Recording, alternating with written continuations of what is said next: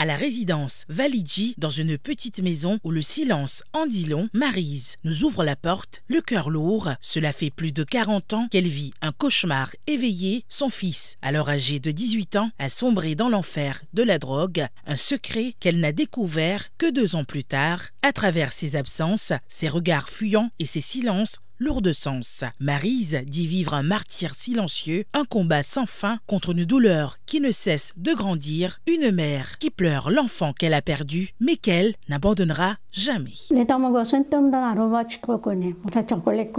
Comment l'in tombé, moi pas connais après qui m'en trouve ce manière les peut faire tout ça là, elle a découvert qu'il peut droguer, il fait Chelsea.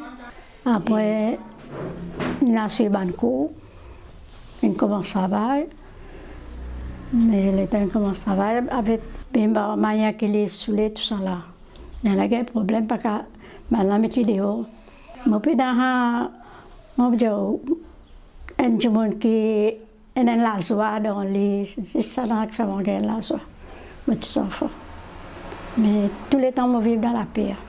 Maryse a tout essayé pour arracher son fils à la drogue, mais en vain. Chaque échec est un coup de plus au cœur, une blessure qui ne guérit pas. Elle avoue que sans la force de Dieu, elle se serait déjà effondrée, incapable de porter ce fardeau qui l'épuise depuis tant d'années. Je m'ai amené dans son... Après, je m'ai amené devant nous pour les mêmes pour qu'à sortir.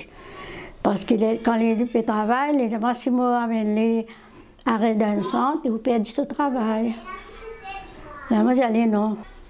Bizarre choisir, soit travail, soit. Il a été menti, il n'a pas envie sans eux, parce que pour les fait quoi une bonne affaire. Je dis à maman, vraiment, il n'est pas facile. C'est que moi, c'est que tout le monde, bon Dieu devant, pour me garder le courage jusqu'à tout ce temps-là, pour me amener ça là.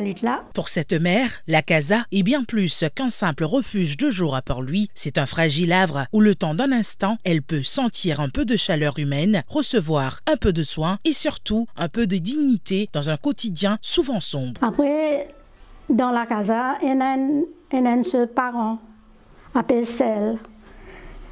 Solidarité, épanouissement, libération.